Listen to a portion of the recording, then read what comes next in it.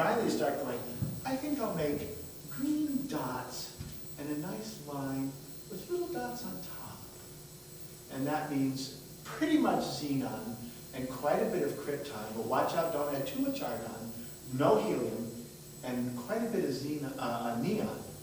The trick is to get the balance just so. And then in the case of this particular display, this is a really hard one to get.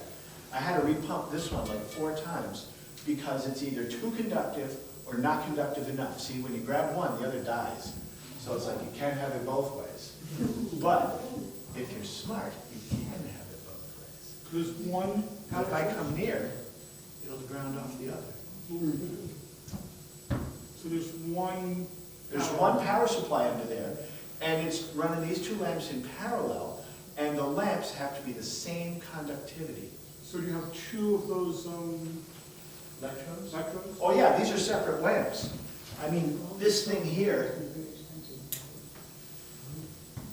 just slides in. Ooh. And all it is a piece of glass and a piece of drain pipe and some foam rubber and a little copper thing on the end.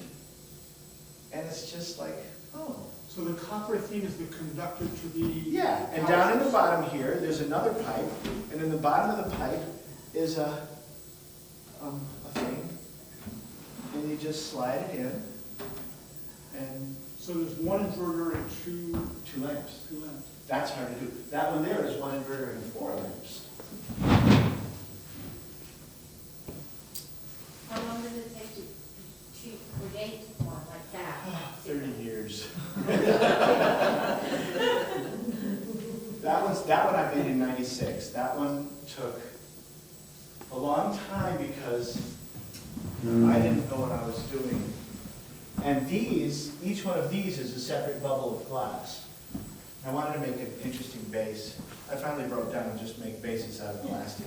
That one Simple has stuff. interior lines that are probably give charge results of gases or something? In this lamp here, it's xenon. Xenon at 50 millimeters pressure with phosphor powder, dust, shaken on the inside of the glass. So the arc, the actual arc is a cold gray, you can see it right there. It's kind of a gray-blue. Same arc as in that one, same arc as in this one, and that one, and those ones, and that one over there, and that one. So it's only colored by the powder? Yeah, phosphor. The same powders that they use in fluorescent lamps and television sets. The green is zinc silicate, and the pink is yttrium oxide. Do the powders just attach themselves without heat, or is it at 700-degree heat helping them to attach? I just shake them in there and dust them in, and they stick by static attraction. But like in the case of fluorescent lamps, they mix the powders with nitrocellulose and butyl acetate, or else a water-soluble binder and distilled water.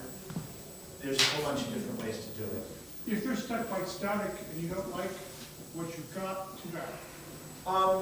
You shake in sand and swear a lot, or tear the whole thing apart and rinse it out with water. And there's a lot of swearing involved.